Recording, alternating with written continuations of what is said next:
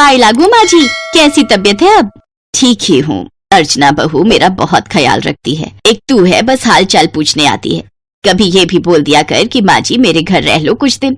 माँ जी आप तो जानते हो 2 कमरे हैं मेरे घर में, जिसमें से एक कमरा मैंने अपने लिए रखा हुआ है और दूसरा कमरा मेहमानों के आने जाने के लिए। अब आपको तो पता है घर ही इतना छोटा है। बहू दिल बड़ा होना चाहिए। यहाँ भी कोई 4-6 कमरे नहीं है, 2 कमरों का ही घर है। पर अर्चना का दिल बहुत बड़ा है। खैर छोड़ो, कुछ काम था क्या? हाँ, वो करवा चौथ का सामान लेने जा रही थी तो सोचा आपसे पूछ लूं। आपको देने के लिए वही नमकीन बिस्किट ही खरीद लूं ना, वो तो आप खा ही लेती हो। हाँ जो मर्जी खरीद लो, मेरे तो इतने दांत नहीं है कि मैं इतना ज्यादा कुछ खा सकूं। अर्चना दिखाई नहीं दे रही, कहीं गई है क्या? हाँ, करवा चौथ की मेहंदी प्रतियोगिता के लिए वो मोहल्ले की सारी औरतें एक ग्रुप बना रही हैं। करवा चौथ की पूजा के समय वो मिसेस वर्मा है ना, उन्हें जज बनाया है। वो सबकी मेहंदी देखेंगी और जिसकी मेहंदी सबसे अच्छी होगी उसे उपहार मिलेगा। बाकी और भी उपहार है। पूरी बात तो अर्चना को ही पता है। ओह, तो करवा चौथ की मेहंदी लगाने की तैयारी हो रही है। ये अर्चना तो बड़ी चालू निकली, मुझे कुछ भी नहीं बताया। ये तो पूरे मोहल्ले की हेड बनी फिरती है। अर्चना भी आ जाती है। उसके हाथ में करवा चौथ का बहुत सारा सामान था। नमस्ते भाभी, कैसी हो? मैं ठीक हूँ। अच्छा सुनो, ये प्रतियोगिता कौन सी हो रही है मेहंदी लगाने की? कुछ नहीं भाभी, बस मेहंदी का डिजाइन जिसका सबसे अच्छा होगा उसे गिफ्ट मिलेगा। अब मैं वही सोच रही हूँ कि मार्केट में तो बहुत मेहंदी लगा रहे हैं, या तो खुद से ही लगा लेते हैं। मेरी तो वैसे भी बहुत अच्छी रच जाती है, तो कोन लाकर मैं खुद से ही लगा लूंगी। अरे कैसी बातें कर रही हो, मेरे होते हुए भला तू खुद क्यों लगाएगी? मैं चाहती हूँ मेरी देवरानी ये प्रतियोगिता जीते। और तू शायद भूल रही है, मैंने मेहंदी का कोर्स किया हुआ है। शादी से पहले शौक में सीख लिया था। तुझे बाजार में भीड़ भाड़ में भी लगवाने की कोई जरूरत नहीं है। मैं तेरे हाथों में मेहंदी लगा दूंगी। क्या बात है, आज सूरज किधर से निकला है? आज तो तुझे अपनी देवरानी पर बड़ा प्यार आ रहा है। माँ जी, आपको मेरे बारे में गलतफहमी हो रही है। अर्चना मेरे लिए कोई पराई नहीं है, मेरी देवरानी है ना? भाभी आप मेरे लिए कितना सोचते हो, पर मेरी भी एक शर्त है। मैं तभी मेहंदी लगवाऊंगी जब आप मेरे साथ इस प्रतियोगिता में हिस्सा लोगे। हम दोनों एक दूसरे को मेहंदी लगाएंगे। एक काम करो, मैं भी खाना बना लूंगी रात का समय से, और आप भी फिर यहीं आ जाना, तब हम मेहंदी लगा लेंगे। ठीक है, मैं आ जाऊंगी। कौन मैं खरीद लाऊंगी। ठीक है भाभी। रेखा अचानक से अर्चना पर इतना प्यार बरसा रही है, ये बात उसकी सास को हजम नहीं हो रही थी। ये रेखा बहू को क्या हो गया? इससे पहले तो कभी भी उसने इस तरह से अच्छा व्यवहार नहीं किया। आज तो वो तुम्हारे ऊपर कुछ ज्यादा ही प्यार लुटा रही थी। तो अच्छी बात है ना माँ जी, त्योहार के मौके पर वैसे भी लड़ाई झगड़ा अच्छा नहीं लगता। भाभी का इस तरह का बदला हुआ नेचर देखकर मैं भी बहुत खुश हूँ।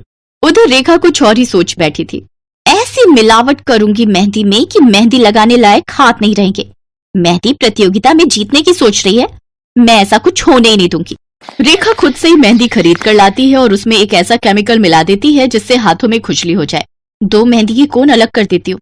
हाँ बस, अब ये मेहंदी लगाने के लिए ले जाती हूँ। जब उसके हाथों में मेहंदी लगाते हुए खुजली होगी तो वो अपने आप ही हाथों को धो लेगी और उसके हाथों में मेहंदी नहीं रचेगी, और मैं मेहंदी बाजार से लगवा लूंगी बढ़िया वाली, और मेहंदी प्रतियोगिता जीत जाऊंगी। रेखा मेहंदी की कोन बनाकर अर्चना के घर पहुंचती है। उसके हाथ में मेहंदी की 4 कोने थी, गिनती की बनाकर लाई है। तू भी रेखा बड़ी ही कंजूस है। माँ जी, आपको हर बार मेरे में नुक्स नजर आता है। अरे मैं अर्चना के लिए ज्यादा मेहंदी वाली लाई हूँ। एक काम करो अर्चना, ये 2 ज्यादा मेहंदी वाली मैं तुम्हें लगा देती हूँ, फिर तुम मुझे लगा देना। ठीक है भाभी, वैसे मुझे आपको कुछ दिखाना है, उसके बाद हम मेहंदी लगाएंगे। क्या दिखाना है? मैं अभी आई। अर्चना के हाथ में कुछ उपहार थे, वो रेखा को देती है। भाभी, मैंने हमेशा आपको अपनी बड़ी बहन माना है। मेरी अपनी तो कोई बड़ी बहन है नहीं। जब मैं शादी होकर आई तो आपके रूप में मुझे बड़ी बहन मिली। घर छोटा पड़ता था इसलिए हम लोग अलग हो गए, पर दिल से आप फिर भी मेरे करीब हो। पता नहीं, इस बार जब आपने मुझे मेहंदी लगाने के बारे में बोला तो लगा कि मेरी अपनी बड़ी बहन मुझे मेहंदी लगाने का बोल रही है, मेरे बारे में सोच रही है। मेरी बड़ी बहन चाहती है कि मैं ये प्रतियोगिता जीतूं, इसलिए कल बाजार गई थी तो आपके लिए ये लहंगा और कुछ श्रृंगार का सामान खरीद लाई थी। मैं चाहती हूँ आप करवा चौथ की पूजा में ये लहंगा पहनो, अपनी छोटी बहन की तरफ से ये छोटा सा करवा चौथ का उपहार। आपको कैसा लगा? रेखा देखती है कि अर्चना उसके लिए बहुत सुंदर लहंगा और बहुत ही प्यारा श्रृंगार का सामान लेकर आई है। रेखा की आंखों में आंसू आ जाते हैं। वो जलन में आकर आज कितनी बड़ी भूल करने जा रही थी। वो अर्चना को केमिकल मिली हुई मेहंदी लगा रही थी और एक तरफ अर्चना है जो उसे बड़ी बहन मानकर उसके लिए उपहार लेकर आई थी। रेखा अपने ऊपर बहुत शर्मिंदा होती है और जानबूझकर वो दोनों केमिकल वाली मेहंदी की कोन छुपा लेती है। क्या हुआ भाभी, आपको ये उपहार पसंद नहीं आए? नहीं अर्चना, ये उपहार बहुत अच्छे हैं, थैंक यू। तुम बहुत अच्छी हो अर्चना, बहुत अच्छी हो। अरे भाभी क्या हुआ, आप तो इमोशनल हो गए। अरे अब जल्दी जल्दी हम मेहंदी लगाते हैं ना, हम दोनों देवरानी जेठानी ये इनाम जरूर जीतेंगे। अरे दो कोन कहाँ गई? पता नहीं, ये दोनों कोन ना खराब हो गई थी तो मैंने फेंक दी। एक काम करते हैं ना, मैं पहले तुम्हें लगा देती हूँ, फिर जब तुम्हारी सूख जाएगी तो तुम मेरी लगा देना। मैं पड़ोस की दुकान से 2 कोन और खरीद लाती हूँ। अर्चना पड़ोस की दुकान से 2 कोन और खरीद लाती है। दोनों देवरानी जेठानी एक दूसरे के हाथों पर सुंदर सुंदर मेहंदी के डिजाइन बनाती हैं। अगले दिन दोनों मिलकर करवा चौथ का व्रत करती हैं और पूजा करती हैं। रेखा ने वही लहंगा पहना था जो अर्चना ने उसे उपहार में दिया था। सब मेहंदी प्रतियोगिता में भाग ले रहे थे, पर सबने मेहंदी बाजार से ही लगवाई थी। सिर्फ रेखा और अर्चना ही थी जिन्होंने घर पर अपने हाथों से मेहंदी लगाई थी, इसलिए उन दोनों को ही प्रतियोगिता जीतने का अवसर मिलता है। इसके बाद वो खुशी खुशी घर आती हैं और अर्चना रसोई में सबके लिए खाना लेने चली जाती है। तभी रेखा की सास उससे कहती है, रेखा बहू, मुझे खुशी है कि तुमने अपनी देवरानी अर्चना को समझा और उसके प्रति जितनी भी तुम्हारे मन में कड़वाहट थी वो तुमने खत्म कर दी। जीती रहो। तुम दोनों देवरानी जेठानी हमेशा ऐसे ही मिलकर सारे त्योहार मनाओ। मेरा आशीर्वाद तुम दोनों के साथ है। उसके बाद दोनों बहुएं रेखा और अर्चना अपनी सास के पैर छूती हैं और आशीर्वाद लेती हैं। ओह गॉड, ये आज की रात कैसे कटेगी? कल मेरी जिंदगी का सबसे बड़ा दिन है। कल अगर आदित्य सर ने अपनी फिल्म के लिए मुझे साइन कर लिया ना, तो कसम से लाइफ बन जाएगी मेरी। तो ये काम्या है। काम्या एक मॉडल है और देखने में बहुत ही खूबसूरत है। काम्या ने अब तक यूं तो मॉडलिंग के कई प्रोजेक्ट किए थे, लेकिन असल में वो तो हमेशा से एक हीरोइन बनना चाहती थी और अब उसे वो मौका मिल सकता था। अगले दिन काम्या बहुत अच्छे से तैयार हुई। उसने एक खूबसूरत ड्रेस पहनी जिसे उसने एक बहुत ही बड़े शोरूम से काफी महंगे दाम पर खरीदा था, और वो ड्रेस पहनकर तो काम्या और भी ज्यादा खूबसूरत दिख रही थी। काम्या के पास ज्यादा पैसे नहीं थे। फिलहाल पूरे महीने में बस 1 या 2 ही मॉडलिंग के प्रोजेक्ट उसे मिल पाते थे, जिनसे उसका गुजारा बड़ी मुश्किल से चल रहा था। लेकिन फिलहाल वो जहाँ जा रही थी वहाँ जाने के लिए उसने कोई कंजूसी नहीं की थी। उसने फौरन एक ऑटो बुक किया और फिर उसमें बैठकर वो चल दी। कहाँ जाना मैडम? आप मुझे ग्रासिया होटल छोड़ दो। ठीक है मैडम, हम आधे घंटे में पहुँच जाएंगे। ठीक है भैया। केशव, जो कि उस ऑटो का ड्राइवर था, एक अधेड़ उम्र का आदमी था। वो चुपचाप ऑटो चलाता रहा और पीछे बैठी काम्या अपने भविष्य के सपने संजोती रही। दरअसल वो शहर के सबसे बड़े और आलीशान होटल में होने वाली पार्टी में शामिल होने जा रही थी, जहां उसकी मुलाकात मशहूर फिल्म डायरेक्टर आदित्य से होने वाली थी। आदित्य फिलहाल एक मॉडल की तलाश में था जिसे वो अपनी अपकमिंग मूवी के लिए बतौर हीरोइन साइन कर सके। काम्या को पूरा भरोसा था कि वो खुद को उस रोल के लिए साबित कर ही देगी। और फिर बस भैया, यही रोक दो। मैं आपको अंदर तक छोड़ देता हूँ मैडम जी। समझिए भैया, मैं अंदर ऑटो से नहीं जा सकती। अच्छा, कोई बात नहीं मैडम जी। काम्या जैसे ही ऑटो से उतरी और केशव को उसके पैसे देकर आगे बढ़ी, तभी अचानक उसकी ड्रेस का ब्लाउज ऑटो के एक हुक में फंस गया और काम्या के आगे बढ़ते ही वो फट भी गया। Oh no, shit shit shit shit shit, ये आज ही होना था क्या? और वो भी इसी ड्रेस के साथ। ओह गॉड, अब मैं क्या करूं? पार्टी में कैसे जाऊंगी अब मैं? अरे अब ये क्या हो गया? ओहो, माफ कीजिए मैडम जी। नहीं भैया, इसमें आपकी कोई गलती नहीं है, मैंने ही ध्यान नहीं दिया। पर अब मैं क्या करूं?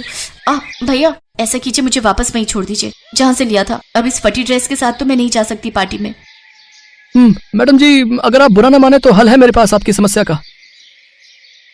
है? और क्या है वो? मैडम जी, यहाँ से बस 5 मिनट की दूरी पर मेरी खोली है। वहाँ मेरी बेटी है दीक्षा। उसे सिलाई, कढ़ाई, मेकअप, मेहंदी लगाना, अरे मतलब कि लड़कियों के सजने संवरने के जितने काम होते हैं ना, उनमें बड़ा मन लगता है उसका। बहुत सफाई है उसके हाथ में। तो आप चलो मेरे साथ, वो जरूर आपका कपड़ा ठीक कर देगी। पर भैया, रफू की हुई ड्रेस कौन पहनता है, और वो भी इतनी बड़ी पार्टी में? आप भरोसा रखिए मैडम जी, मेरी दीक्षा जरूर कुछ जुगाड़ लगा लेगी। आप चलिए तो। और वैसे भी अगर आपको उसका काम पसंद ना आए तो मत जाइएगा पार्टी में। वैसे भी आप तो वापस ही जाने को कह रही थी ना। पार्टी शुरू होने में अभी 1 घंटा बाकी था। काम्या के पास नई ड्रेस लेने के पैसे नहीं थे, तो जब कोई और तरीका समझ में नहीं आया तो काम्या ने केशव की बात मान ली। केशव उसे अपनी छोटी सी खोली में लेकर गया, जहाँ पहुंचकर उसने अपनी बेटी दीक्षा को पूरी बात बताई और फिर खुद बाहर चला गया। अब देखो ना, क्या वाकई इसका कुछ हो सकता है क्या? देखो, मैं नहीं चाहती कि किसी को पता चले कि ये असल में ये ड्रेस फट गई थी। आप बिल्कुल चिंता मत करिए दीदी, फिलहाल ये लीजिए मेरे कपड़े हैं, आप इन्हें पहन लो और मुझे ये ड्रेस दे दो, तब तक मैं सोचती हूँ कि करना क्या है। दीक्षा ने काम्या की ड्रेस ली और फिर उसके फटे हुए हिस्से को पूरा काट कर उस पर सिलाई लगा दी और फिर उसने वो ड्रेस काम्या को पहनने को कहा।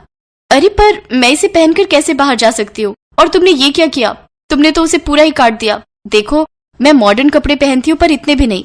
ओहो दीदी, आप परेशान क्यों हो रही हो? आप इसे पहनकर तो आओ, बाकी आगे क्या करना है मैं बताती हूँ। और आप भरोसा रखिए, मैं आपको इस आधी ड्रेस में नहीं भेजूंगी।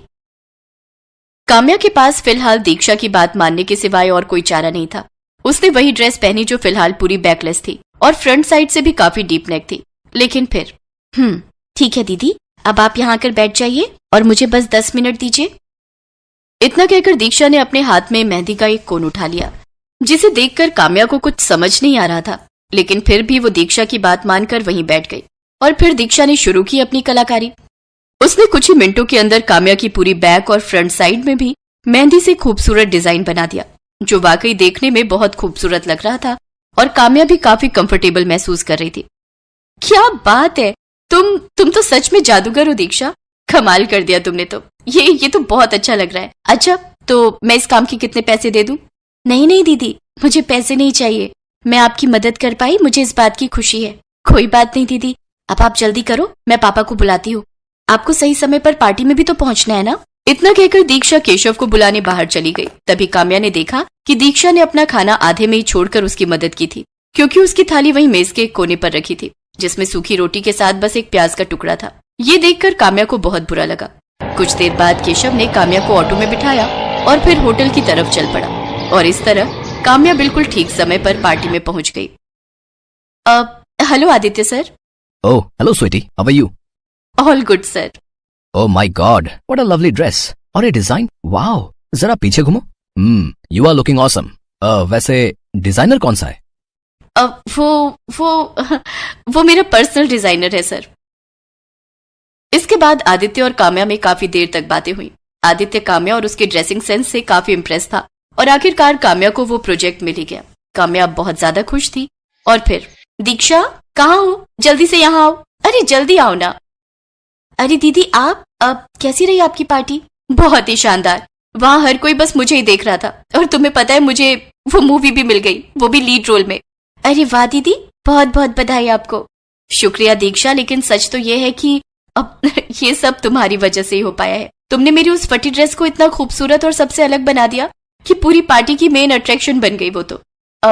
लेकिन अब तुम मेरी बात ध्यान से सुनो, आज से तुम मेरी पर्सनल कॉस्ट्यूम डिजाइनर हो, तो अब से मैं जिस भी फंक्शन या पार्टी में जाऊंगी तुम ही मेरी ड्रेस तैयार करोगी। और सुनो, मुझे हर जगह मेहंदी वाला ब्लाउज पहनकर जाना है, लेकिन तुम्हें हर बार अलग अलग तरह की और अलग डिजाइन की मेहंदी लगानी होगी। बोलो, कर लोगी ना? हाँ हाँ दीदी, क्यों नहीं, मुझे तो मेहंदी लगाने का कितना शौक है, आपको तो पता ही है। और ये भी जानती हूँ कि कितनी सुंदर मेहंदी लगाती हो तुम। अब बस तुम्हें अपने उसी हुनर को कैश करना है और मैं तुम्हें प्रमोट करूंगी। प्रमोट मतलब मैं कुछ समझी नहीं दीदी। अरे तुम ज्यादा मत सोचो, बस जैसा मैंने कहा है वैसा करती जाओ। दीक्षा